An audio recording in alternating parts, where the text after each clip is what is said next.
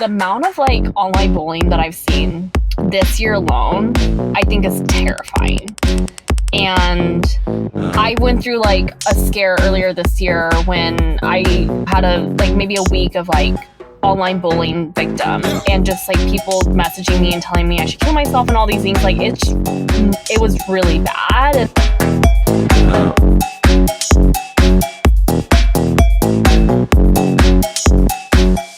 Hey guys, and welcome back to the WIIM podcast. I'm Jessie Grossman, the founder of WIIM.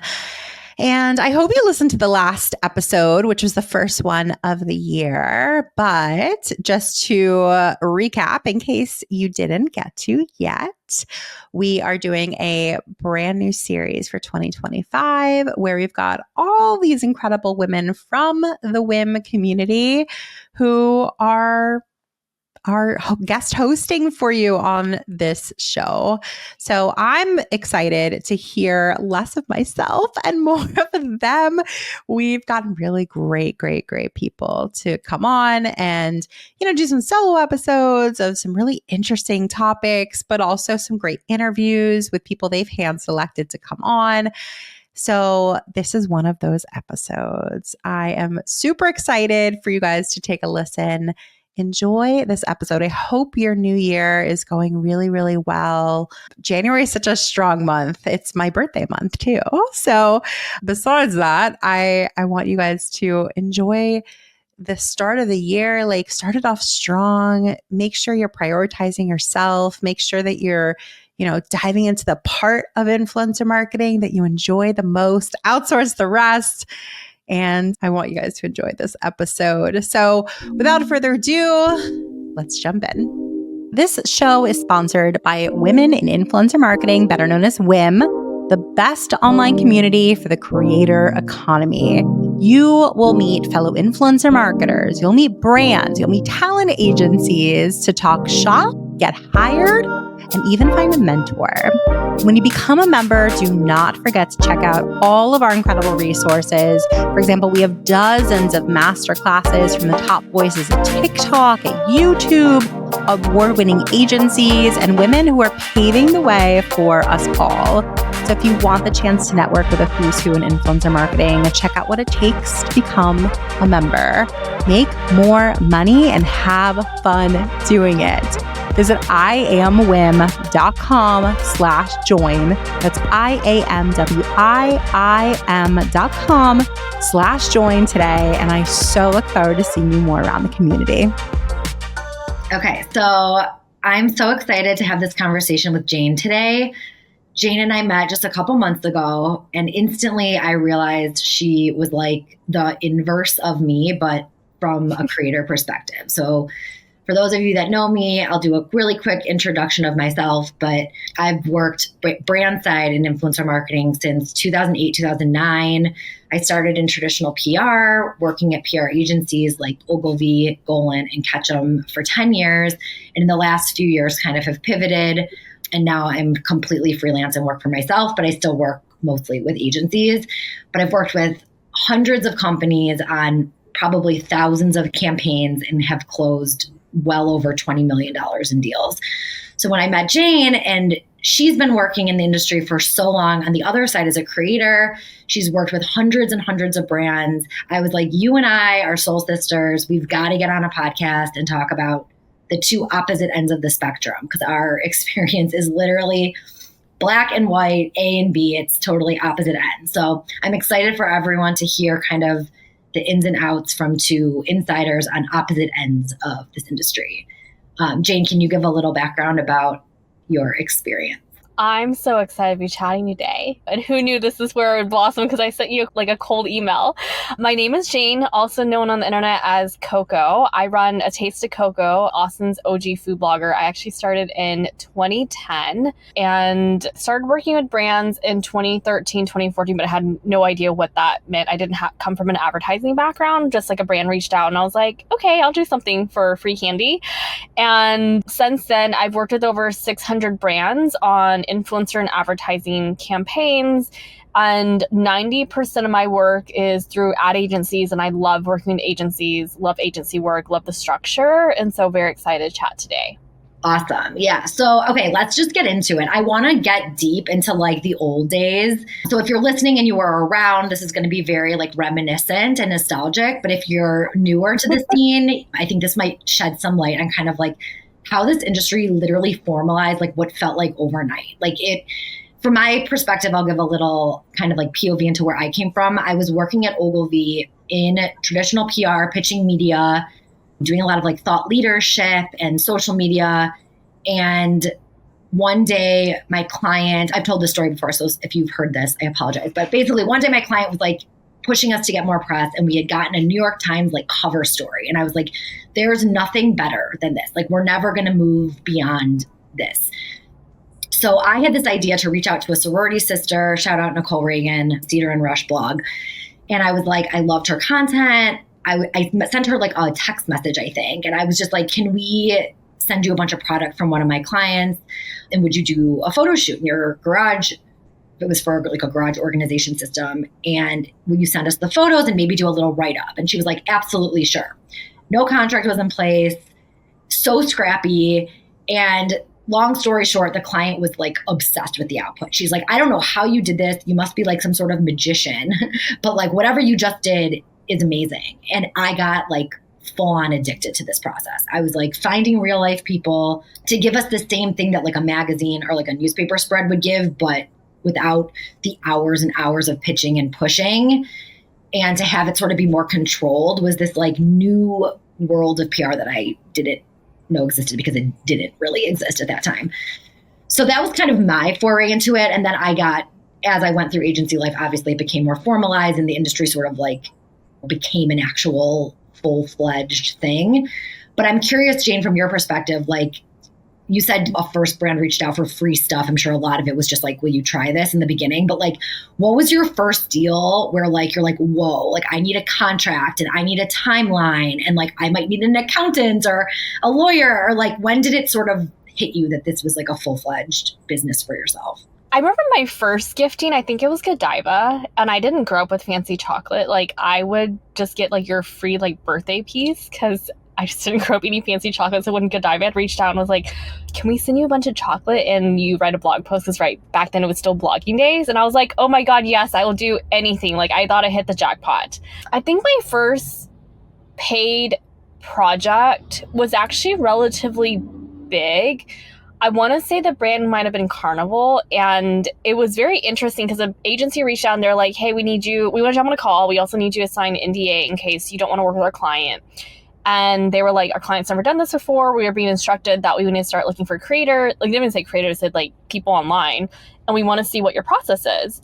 And I was so excited. I grew up going on Carnival Cruise Line. My parents would always save to take me in December when it's like on sale because that's all we could afford. And so to work with a brand that big I could have never imagined. And that was pretty formal. There was a contract, there were terms. It was like, hey, we're getting exclusivity for 1 year, which they ended up signing for another year because the client loved the content so much. They were looking specifically to get in front of millennials and get people cruising, because historically cruising is for the older age group. And they're like, hey, we want to get in front of like millennials, like late 20s, early 30s. And we feel like that is your audience and you like have such an authentic voice. So it was pretty like formal. And even thinking about what you were saying, like the early days and like kind of doing something unconventional where you decide to go with a talent for your client, it made me nostalgic. And I remember one of my early days was IKEA had this casting call nationwide that was like, hey, let us like renovate your house. Like we'll come in and stage, we'll give you free makeover. And I was like in my early 20s, loved IKEA, still love IKEA, and was like, I'll apply for free makeover. Like I love free furniture. And I applied, I got it. I was in Austin, Texas. That was one of the markets I guess they were trying to target. And somehow I think I posted about like, oh my God, I can't believe I won this makeover. And it got up to their ad agency because it was just a different agency that was managing this makeover. And they were like, hey, this is actually a blogger. Like maybe we should form some sort of story around this aside from just giving her like a room makeover. And so we jumped on a few calls. I had no idea what I was doing. I was like, I'm just here for free furniture. What do you need to do? No idea. So what went from like a free makeover, they ended up sending a team down to stay with me for a whole week, completely renovated my downstairs, brought in a film crew. They ended up using it for ad usage in InStyle magazine, like a bunch of print ads, and then even flew me out to LA to film a commercial for the Oprah Winfrey Network studio. And mind you, I did this all for free because I had no idea. I just was like, free furniture, great, free press. And obviously now I think things would be different, but I had no idea. There was no contract actually for that situation. I just was like, yeah, fly me to LA. I'll do whatever you want me to do. And I learned media training in this process. That is so funny because I ran the IKEA influencer program for most of 2020, which so was like way after them. But I still to this day say it was probably my favorite account I've ever worked on. So that's really funny that like you had an early experience with. Was that at Ketchum? Yeah, I was at Ketchum, and it was like right as the pandemic was starting. And we had like all this stuff planned, and we had to pivot and everything. We were going to do events and people come into the stores and shop and do all this stuff. And we ended up having to do like everything virtual. They ended up like making their paper, catalog. They put it like online. It was like a whole thing. So that's really funny. And they were awesome to work with. They're very generous with creators and outfitting houses and outfitting apartments. It just has to make sense for whatever bigger kind of marketing thing is going on at the moment, because we got a ton of inbound. But that's awesome. That's great. So we've kind of had two great experiences with the same brand from the opposite ends. One thing that you talked about that stood out to me is I feel like I always say that for creators, when people ask me like, how do I become a creator? Or even how do I like work with brands from the brand side, from the marketing perspective for a career? I say it's like such a mixture of luck and also like effort. Like, you don't just like randomly become a successful SVP in an agency because of luck. Like that obviously doesn't make any sense. The same way that you don't become Mr. Beast just because you're lucky. And it sounds like from what you've described and just what I know about you is you're a really hard worker. You're very business minded. So you've got that going for you. But also, you've sort of been in the right place at the right time. I think that's maybe one of the things we talked about a while ago when we first met, that you were like, it was the heyday. I was in Austin. Restaurants were popping up all over the place. The city was becoming more vibrant and the food community was growing. And I happened to like get into the scene then. So can you talk a little bit more about that, about the whole like luck versus hard work, and like what do you attribute to kind of like your success? Is it that combination? Yeah, so I kind of joke where it's like I was down here at the bottom and then got here, like the song, but I didn't seek out to be a content creator influencer. The truth was I could not get hired. I had a degree in nutrition. I was working 4 part-time jobs throughout college, and even after college, I was still like hustling, like doing a bunch of freelance things. And brands were asking me to come in to speak to their teams about how to run a social media strategy, like brands like as big as UT Austin, Whole Foods, but everyone was like, we hire you as a consultant, but we don't want to hire you full time. And I went through the hiring process of Facebook 4 times and they just would not hire me. And I just couldn't get anyone to hire me, but brands kept reaching out for consulting and then started getting these brand deals. And I felt like I was in the right place in the right time in 2014 and 2015 when Austin was kind of on the rise as the Facebook, Indeed, Dropbox were all starting to open offices here. And brands were like, oh, let's start advertising in Texas, but specifically Austin. And there was at that time, there was like 3 of us. There was like another talent that like was really big. So I think she was like very expensive, right? And then there was like maybe one other person, and there was me who was like at 10,000 followers doing stuff for free. So a lot of brands were like, free's great. But as I started getting more partnerships, ad agencies were offering different budgets, and I just had no idea what I was doing. And I'm actually sitting in my car right now, and this is like very nostalgic, my early days, because I got so much inbound. I was getting like 20 different agencies reaching out every single day. And I just would have my laptop in the car. I would pull off on the side of the road, like very safe, would answer emails, be like, yes, would love to do this. And they're like, okay, can you sign a contract right now? I'm like, yes, send it over. I think this was even before DocuSign existed. But I would be pulling off the side of the road, signing contracts. And that's just like how I went through like 100 brand partnerships within the first year. And I was also like, I think I need a manager because I think I probably need to get paid more if agencies are signing contracts with me within 10 minutes. I was like, I think I'm probably undervaluing myself. And back then it was a lot of travel work. So I was traveling like 5 times a month, like spending more time in hotel rooms than I was at home. But I think it was a combination of being in the right place at the right time, but also having a really strong work ethic. And then just like, I don't know, I think the timeliness, which I'm curious to hear what you would say from the agency side, is like, I just was like very quick to respond. And I give kudos to the last full-time job I had. I was working at the startup, hired for social media, but as a startup, you wear many hats. And one of my hats was running customer service. And the CEO was a stickler for 10-minute response time for every single customer inquiry. And I've just carried that with me ever since. I'm on my email like every 10 minutes. I respond to agencies, whatever they need. You need to edit, I am probably getting it back to you in 5 minutes, because that is just how I'm conditioned to be. And it's a problem, but it's just how I operate. But I'm curious to hear what you would say from the agency side.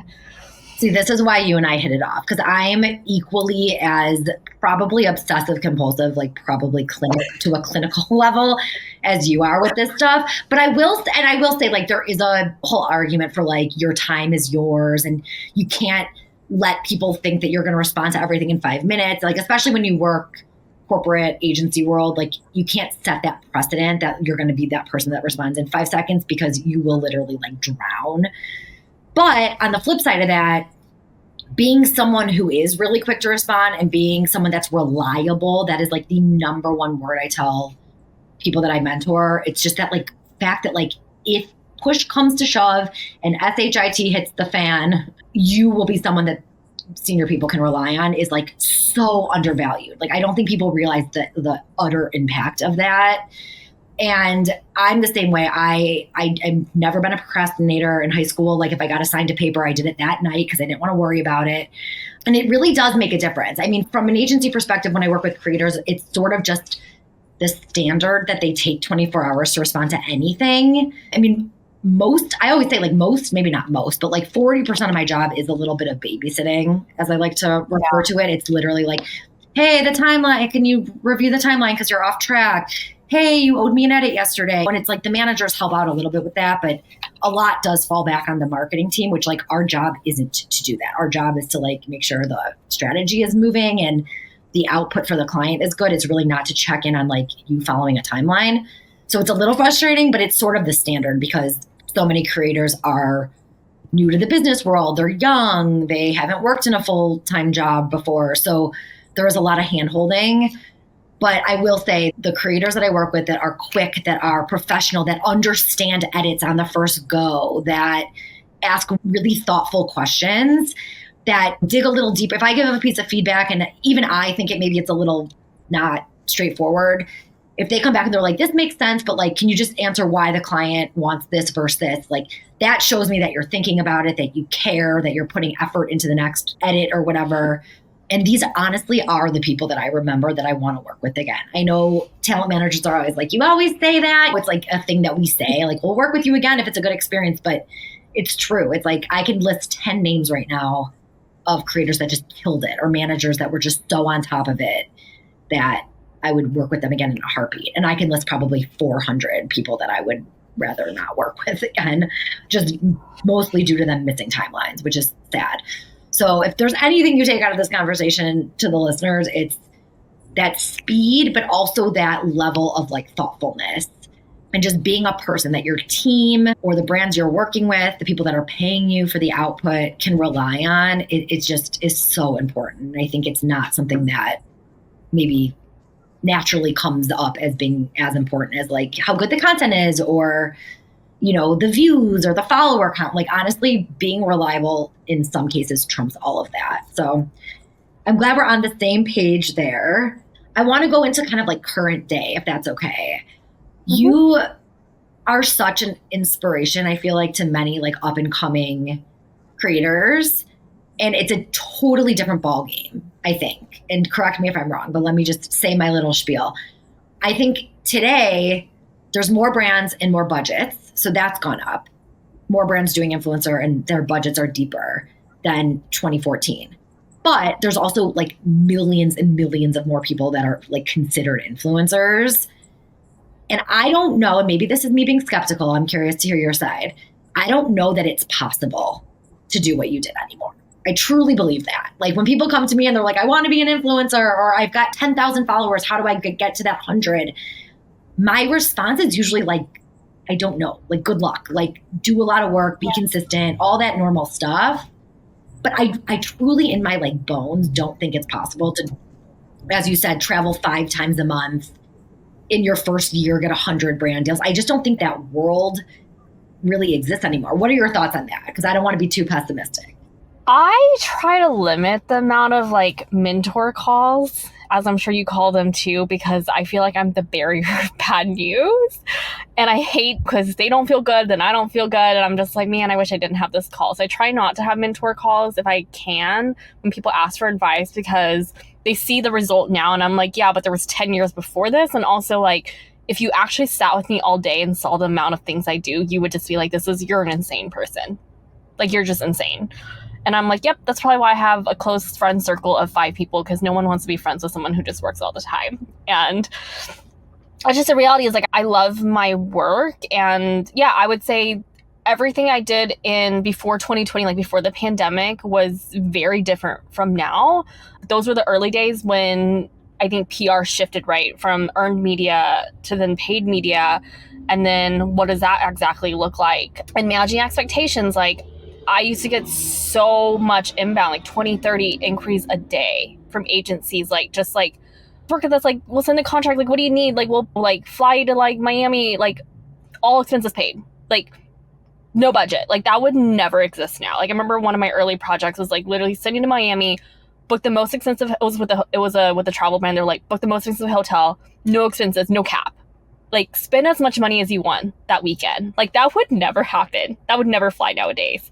You're lucky if you even get reimbursed nowadays, and you have to be really careful with expenses. So I always tell early creators, like, things are different now. Like I don't think I could replicate and grow my audience like I have done now, but you also don't even need that if you're looking to work with brands. Like someone who has less than 150,000 followers is actually getting more projects than someone who has 1 million, because the conversion is, your engagement rate is much higher, and brands see through that, audiences see through that. And I think times have shifted now where brands are working with smaller creators. And I think that's also kept me agile. It's like I didn't grow my account aggressively. Like I'm only at like a little bit over 200. And I think that's also what has kept me in front of brands, where I've been in that sweet spot where I'm like big enough but not too big. And we've kept my rates like reasonable, and I'm quick to respond. So I think there's a lot of factors into that. And the time thing is like when I was in my 20s, like before I was like, I would say seriously dating or now married, is I worked, and I still do, but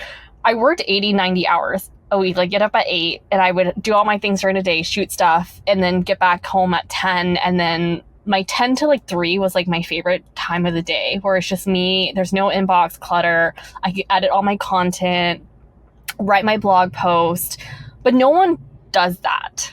And I don't even know if I have the energy to do that now. So, I mean, times have really changed. And I think the other thing I tell early creators is like, online bullying didn't exist back then, at least for me. And I finally got a taste of that this year. And I'm like, oh no, 20-year-old me would not have survived online bullying. Like, no.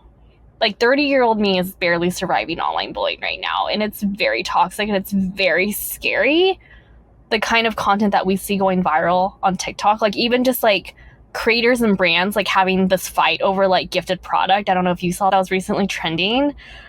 Like it's just shocking. And so long story long, no, I could not replicate what I've done 10 years prior to what I have now. Quick question for you guys. How much do you love redlining agreements? Yeah, me too. Let me tell you about our latest sponsor called Caveat. So Caveat, with a K, is an AI-powered contracting platform that simplifies and automates your contracts. It'll hugely improve the way that you review partnership agreements. So if you're a media company or an entertainment company or a management firm, it's a must-have tool. Look, sometimes you do need to hire a lawyer, an expensive lawyer nonetheless, to work on an agreement because it's over a certain threshold, and a good lawyer can be invaluable. But what about all those other partnerships, those other contracts that are for $5,000 or even like $1,000? That's where Caveat comes in to support you and your team through AI to process your contracts to gain a competitive edge through data-driven insights and automatic AI-driven red lines.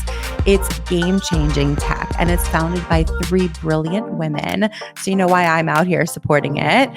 Get time back in your day because Caveat will help you with the part of your business that may be your least favorite. So head to our website. It's iamwim.com/caveat for a completely free trial. That's iamwim.com/KAVEAT. I hope you guys love it as much as I do. It's so funny too that 2014, I feel like was like the heart and center of hustle culture. It was like Boss Babe, hustle. It was like, I've listened to so many podcasts about this, but it's like, I'm in my like later 30s and I feel like the elder millennials, as I like to refer to us, grew up with Sex and the City, which was like Samantha Jones culture. She was my idol. She was in PR, living in a big city in New York, hobnobbing around town. And that's like literally who I wanted to be as like a PR person. And that life was about always working, and even your lunch dates with your girls were talking about work. Everything was work. Like work was the world, and everything else sort of like fit into that. So I feel like our people in their 30s were programmed to that. And it wasn't until Gen Z sort of like woke us up in a way and was like, wait a second, this like waking up at 6 a.m. and working till 3 a.m. editing content is like not how like human beings are supposed to live. And now there's this whole new like trend about your time is your net worth and flexibility. I mean, and I've totally drunk that Kool-Aid since 2020, beginning of 2023, when I went freelance. I've turned down so much work because I want to work 20 to 30 hours a week. I have 2 little kids. I'm in the like thick of parenting right now, and I don't want to work full time. I want to like make the amount of money I want to make, which I could make more some months if I want. I can make less if I want more time. Similar to content creation, where you sort of can like pick and choose what you do. But I feel richer than anyone I know because I can make my own schedule. I mean, that is like huge. So I think the entire like world has sort of changed since that hustle world. But it's funny that as you were getting up at 6 a.m. and editing content till 3 a.m, I was working at an agency where I would get called at 2 a.m. because a new business pitch had switched and they needed a junior to come in and like edit the entire deck at 3 a.m. So like, it's funny, like you think of creators as these hustlers, but on the agency side, there was, at least, I don't know if the culture is still like that, but there was the exact same thing happening from like the marketing brand side of late nights. Happy hours would start at like 7 on Friday, and it was really just a ploy to get us to stay and work late on a Friday night when everyone else's jobs let out early. So I think it's moved in a great direction, but it's hard for people like us who sort of were raised in that hustle culture and who were kind of just naturally those types of people to like adjust to like taking things a little bit slower. And I'm curious, especially for these influencer campaigns where it seems like everything, I call my work as a creator nowadays is like jumping off the cliff. I'm like, okay, how high? How, because I do all these rounds of edits and everything is like, I don't hear from the agency for like, and I know it's not always the agency, it's the client, right? There's so many layers of revisions. And then it seems like nowadays, specifically this year, a lot of times the delay is through legal, where I've had to change the verbiage on certain things because legal stepped in. They're like, no, you can't have the talent say this. And I'm like, there was a 30-page brief that there was literally CTAs I was instructed to copy and paste, and voiceover I was already approved to say, and then legal went through 4 layers of revisions, and they're like, no, she can't say low sugar free. I forgot what the last thing about the sugar was, but it was like something about sugar. And I'm like, just tell me what you want me to say.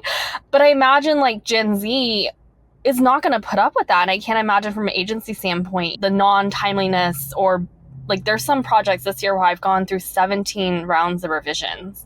And I'm just like, I throw a little pity party at my laptop and I'm like, okay, let's do it again. But you know, like sometimes I'm even being stretched to my limits, but I can't imagine Gen Z being able to put up with that, right? Where they're just like, nope, I'm not going to do it. Don't even care. Don't want to get paid, right? And then for you, the account manager, you're like, no, now my job is on the line, right? Because it's already been approved. All these things are in motion. Like, just give us the content.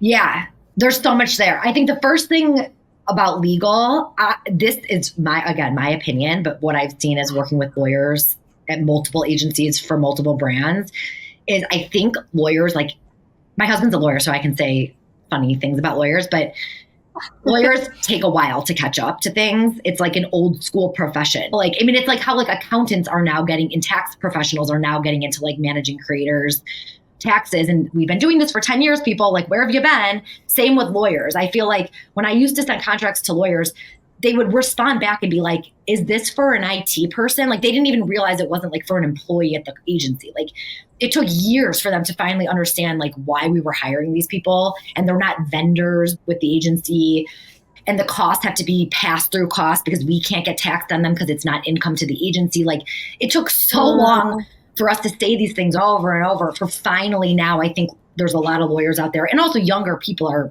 graduating law school. And now there's lawyers that are amazing and that totally understand what we're doing here and what they need to know to review these contracts. But I think there was a bit of catch-up time. And the reason you might be seeing more blockades with lawyers is just because they're more understanding of what we're doing now. So there's more questions that they're asking and they're being more cautious.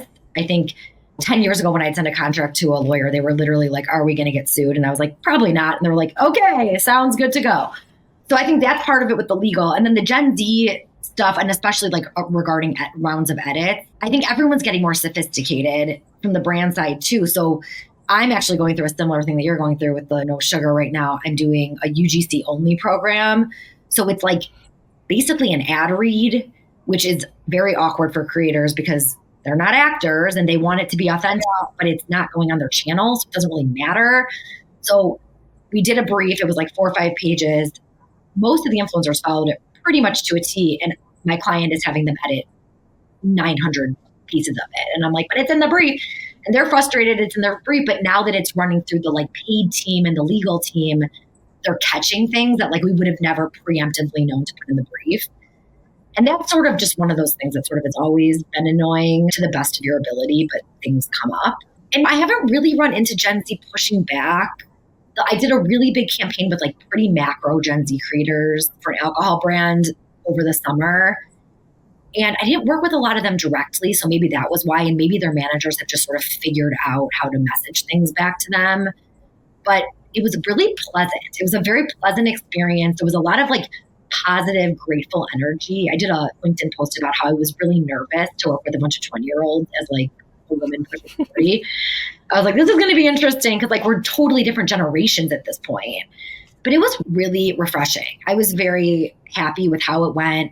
There was not a lot of complaining. The one guy that we had to have reshoot a bunch of stuff because he truly didn't follow the brief, like didn't seem mad about it. He seemed like he took it as a learning, as like, okay, now I see what you meant by this. And I went sort of off the rails and I won't do that next time. So I do kind of feel like it was this like mutual positive experience for them too, even though there were kind of, you know, nitty gritty edits. But I don't know. I think I'm optimistic because I think for them, unlike you, where you were like, where is this industry going? I don't know. Like, can I turn this into a full-time job? Can I become a millionaire from this? Like, there was so much unknown, I'm sure, for you because you were like, what's happening? It's being built as I do it. Whereas for them, they see Mr. Beast, they see these influencers creating brands and creating podcasts and going on to do all these other stuff that they need to take it seriously if they want to linger and they want to have longevity in their career. So maybe there's a little bit more like high stakes, I guess, just because they can see sort of what could potentially come. All right, awesome. I think we like got to most of what I wanted to talk to. The last kind of question I wanted to bring up was just, there was like some studies that have come out that have shown that like school age children, the number, like, I think it was like number 2 for boys and number 3 for girls or something was like YouTuber or like influencer. And I'm curious, like for a kid or a niece or a nephew or whoever in your life, if they said, I'm going to start like this as a serious thing, like what would your advice be? Would it be like, don't do it? Like we kind of talked about, or would it be like, start small? Like kind of what would you say to someone in your life? I probably would be like, don't do it. Josh and I are thinking about having kids in the next year or so. And I'm really like, they better not be doing what I'm doing because the internet is such a scary place. And luckily, I don't get a lot of weird DMs. Like, I keep my account very professional, no, like, sexy images, like, no swimsuit photos, any of that. But I I see other creators are, and I can't imagine the kind of DMs that they get. And I'd be like, absolutely not. If our kids are getting that, absolutely not. So my recommendation would be like, don't do it, just because the amount of like online bullying that I've seen this year alone, I think is terrifying. And I went through like a scare earlier this year when I had maybe a week of like online bullying victim, and just like people messaging me and telling me I should kill myself and all these things. Like it was really bad, and having to remember like, hey, if I was sitting in a room with 300 people, right? I have 200,000, so that would never happen. But like, likely is no one is ever going to come up to me in my person and say something awful or tell me I should kill myself, right? But an online situation, it's very easy for someone to say that, and it's very hurtful. And so I would say, don't do it. 2, if you are, just remember your why. Like, are you here to educate? Are you here to inspire? Do you love sharing stories? And just be really careful, and be careful when people message you mean things. Or even like, I think as females, like for example, like when Josh and I broke ground on our house that we're building in Austin, I had so many people message me like, can you share me your address? Like, where y'all moving? Where are you moving? Where's your address? And I'm just like, for me, I was like, this is a violation of privacy. Why would I give a stranger our address? And it's just kind of scary. But I imagine if you're like a 15-year-old, right, online, and the stranger's like, hey, like, what's your address? Like, I want to send you like a gift in the mail. Like, it's so scary. Like, that is so terrifying. And even for me, like when I do get gifting responses and I can tell it's not from an agency, like especially if it's like a random person, right, who's like, oh, I have like a thing at home, like can I send you like this bag I made? I usually just say like, no, thank you. Like, I just don't want to share our address, and I could get a PO box. But I think the internet is a scary place. So I think going back to your question is like, what is your why? And also just being careful, because the internet is a scary place and you just don't know who's watching you. That's such a good reminder. And it's a good reminder for people on the brand side, or like marketers like me, that like, I don't have a following. I'm very tuned into the world of social media and strategy and what's going on in the world. But like, I don't have an inbox directly related to me that has hundreds of thousands of people that have access to it. Like, I have my very small, and I love it, LinkedIn following, but like, I don't know that world. And it's really, as a mom, I have 2 little kids. That's a really good reminder that like, what I see as like, it's my career and it's very professional. And I've seen people be so successful, and I love what I do, and I love the storytelling aspect, but like, I don't see sort of the ugly dark side that you get exposed to. So that's just such a great reminder. It's scary. I mean, I'll share this story really quick before we jump off. But a few months ago, I met this social media manager of a big retail brand, and she was like, Jane, like, I was the social media of this retail brand, and I don't think she's there anymore, but she's like, it was Pride Month, so we changed our logo to reflect that, and it pissed off the wrong people. And she was like, there's one specific person that just would not let it go, and he found out who was running the social account, found her address, came to their office. They had to get cops involved because he like threatened like physical harm. And like, she just was like, it was such a scary thing. She's like, I can't imagine what you guys go through on the internet if you just happen to like, if someone just becomes obsessed with you because of the content you create. But she was like, I was just a social media manager, like no name, like I run this account. We changed our logo for Pride Month. It pissed off the wrong person. He's now in jail. And she was like, it was so scary. And I was just like, yeah, luckily I haven't had that severity, but I couldn't do it if that had happened. Like, I'd be like, nope, I'm out. Like, I'm absolutely out. But imagine, like, your question is specifically for younger people who are thinking about this and you have kids, I would be terrified.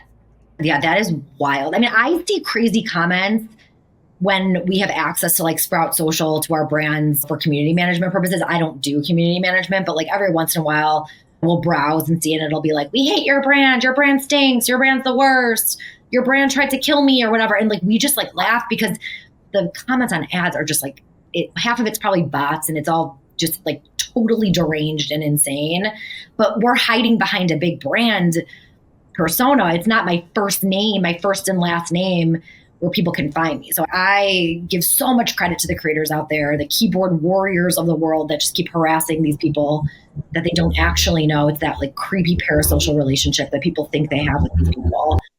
And yeah, it should not be this way. And hopefully, I don't know if it's a pendulum thing and people have just gotten too comfortable and it'll swing the other way, or if there's going to be legislation presented to protect people online. But like, I do think something has to change because, I mean, it's insane what goes on. And like, I mean, if you're at 200,000 followers and you're getting death threats and you're like a fun lifestyle, you're not talking about anything crazy. Imagine what these people with the millions that maybe even do say something a little bit more political or whatever are getting. Like, I can't even imagine what those DMs look like. So I don't know. I'm glad that we took a little segue to that because I think it's really important. All right. Well, that's all I wanted to talk about. I'm so glad we finally got to kind of have a meeting of the minds between both sides.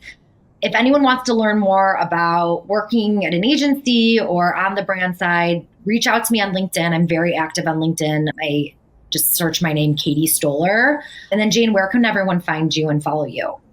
I wanted to say I love your LinkedIn post. There's one you shared yesterday where I think you were responding to somebody about like, here's what actually happens. Like, you were like, influencer marketing is like a little piece of the bigger pie. I remember that post. Yes. And you're like, here's all the things that happen before the creator even gets a campaign brief, which is why I have so much empathy for account managers and those of you that work at agencies where I'm like, yep, I'll make that revision because I know there's so much. And I'm just like, I'll make this revision. I might like be upset about it because it's like number 17, but I'll just do it because I know there's so much behind the scenes. Yes. So, but yes, you can find me on the internet, Instagram, TikTok, Pinterest, all the social media at A Taste of Cocoa, which is KOKO.